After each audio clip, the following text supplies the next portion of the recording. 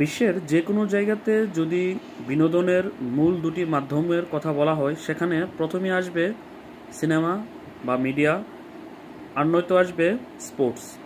সেদিক থেকে বাংলাদেশে সিনেমা ওইভাবে প্রতিষ্ঠিত নয়। বাংলাদেশে সিনেমার এত বেশি ফ্যান্স নেই, যদিও রিসেন্ট লাস্ট 2 বছর যাবৎ কিন্তু বাংলাদেশে সিনেমা ইন্ডাস্ট্রি ঘুরে দাঁড়াচ্ছে। যদিও নাটকের অনেক বেশি ফ্যান্স বাংলাদেশে রয়েছে, কিন্তু বাংলাদেশে সর্বোচ্চ জনপ্রিয়তার শীর্ষে বিনোদনের মাধ্যম হিসেবে রয়েছে Bangladesh cricket, Bangladesh cricket team.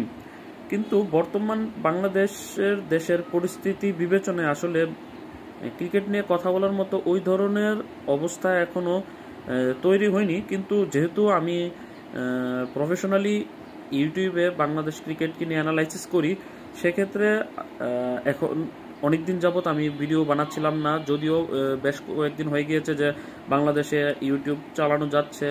আজকে থেকে বাংলাদেশে ফেসবুক, হোয়াটসঅ্যাপও অ্যাভেলেবেল হয়ে গিয়েছে। তো সিদ্ধান্ত নিলাম যে আমি ইউটিউবে আবার নতুন করে আগের মতো আমার এই চ্যানেল স্পোর্টস উইথ অনিকে ক্রিকেটীয় ভিডিও আবার অ্যানালাইসিস আবার শুরু করতে যাচ্ছি। আশা করি সবাই পাশে থাকবেন। আর বাংলাদেশের বর্তমান পরিস্থিতিতে আমি ছাত্রদের পাশে আছি এবং ছাত্রদের সাপোর্টে আমি আছি। আল্লাহ হাফেজ।